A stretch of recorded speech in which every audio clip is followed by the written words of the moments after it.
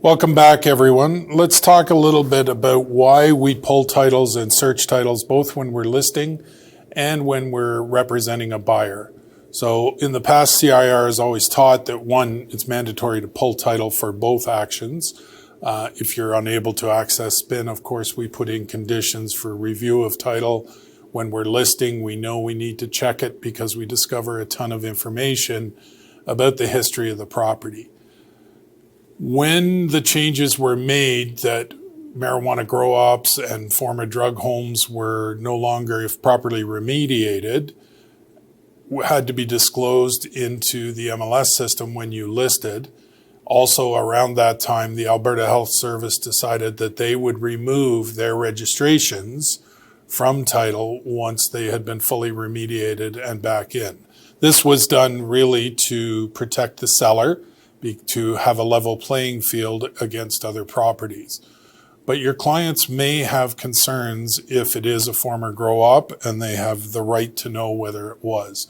So of course in our contracts we can attach the form for the disclosure request on whether it ever was in the past or were the sellers aware. But quite often if they're 4 or 5 down the line, they may not know that it was a former grow-up. So it's not the only thing that we can rely on. So when we go to search it, we've always recommended pulling down the historical title, and we see a lot of things that are still on there. We make sure that we don't see anything that wasn't removed that should have been, former lease pendants, things like that, that sometimes are left to the seller to remove once they've been satisfied, and sometimes they aren't. So we want to be clear in checking our title for all the normal reasons. As we go through, when you're talking with your buyers, way back at your initial, when you're doing your initial consultation with them, you need to explore with them what they feel about grow-ops and former drug homes, and is that a concern to them, so that we can make sure we do all the due diligence that's required. So besides obviously attaching the form, you can talk to neighbors who will usually know if a home previously was registered or ever was a grow-up. So we also do home inspections. Home inspectors are very good at discovering issues that they see in the home that indicate that it was previously a grow-up, even if things have been corrected. We see things like the old cuts into the foundation where they might have jumped the power grids. We see new permit stickers on electrical boxes, always a good place to check, so that you can look and see, and it will state right on there that it was redone due to being corrected from a marijuana grow-op or for whatever the usage was. But there is one other really strong way to be able to look, because those registrations are no longer on title itself. But we can view what we refer to as canceled titles rather than just the historical title that's available for us to pull down. So I'm just going to share my screen here for a minute, and we'll kind of walk through the entire process and what to look for. And then you'll be able to, if your client has a high level of concern, and it could be a good habit just to always do, is to take a few minutes to review the canceled titles and see what the registrations were that are listed. So I'm assuming we're sharing right now. I can see it on my screen. So when we go into SPIN and you're searching your title like you normally would, you can do legal, lot, link, whatever you want to use to find your title. I have a link number punched in here, and we're just going to do a quick search on it. And you can see now, normally this is where we would click on historical, and then we would put it up into our shopping cart and buy it. But if you'll notice right over to the far right, we have a section called additional searches, and I'm just going to blow that up a little bit so you can see it better. And when you click on this, it will default, and it now brings up every previous title that has been canceled. And then you can use the little white box to the right, and when you click on it and you wait, then you will see from this title in 1982, everything here that was registered at that time is still there. If I had any concerns, I could select the document and be able to pull it down. And to show you how quick you can keep going through this, you just go back, you click again, and you can see, and I'm not seeing anything of concern. Always hit your next button to make sure if there are any more. The one advantage we have, we see a much better history of everything that's been put on and removed. If there was a registration from the AHS, it would show up here at some point. So for instance, if we were to say it was discovered in '03 that it was a grow up and it was remediated, we would click on that and it would bring it up and we would see the registration from Alberta Health Services of it being placed. And then quite often with the next sale, it might have been bought by someone to remediate, and we would look at the next title and we would see the removal of it and that it was fully remediated. So it would give you an opportunity to have that second conversation with your buyer at the time of the offer. For some people, buying a former grow-up, if it's properly remediated, is no longer a concern to them. They feel it's safe. For other people, they will never want to assume that kind of risk.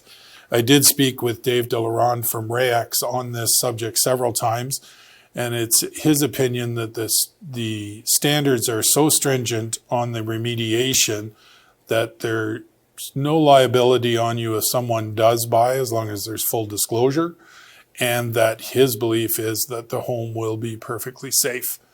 But there could always be a point where if your client found out afterwards and was upset that this search wasn't done for them, there's always that chance that they will, follow through with a complaint or look for some form of compensation.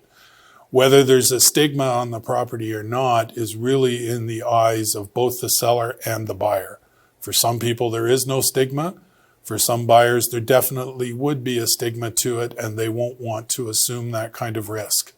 So have great conversation with your clients, understand what they want you to really dig in deep on so that they are fully protected and you're fully protected. It's a really simple way to do this, and it's a quick check.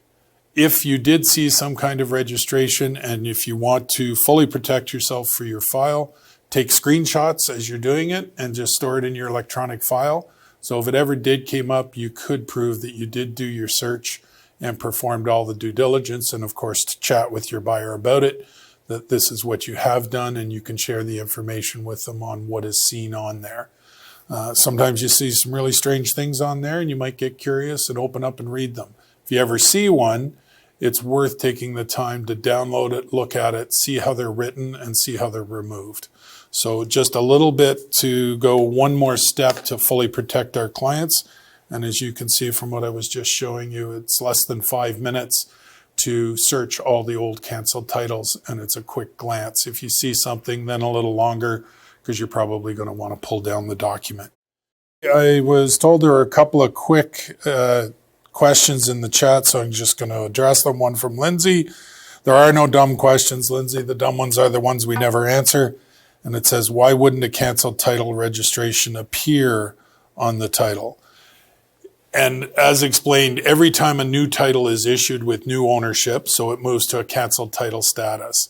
So we have to take that one extra step to review over there. Certain things get left on title, and as I said at the start, Alberta Health made the decision, and likely due to exposure or possibility of being sued for leaving those on there, they made the decision to fully remove things like this from the current title and only allow it to remain on the canceled title.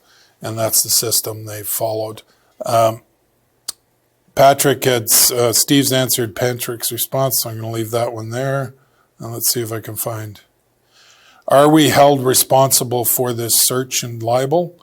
Some brokerages do not mandate disclosure of grow-up if they know it was. On the selling side, that's a discussion you have with your seller on whether they want to disclose or not. They're not required to. Brokerage policies can differ.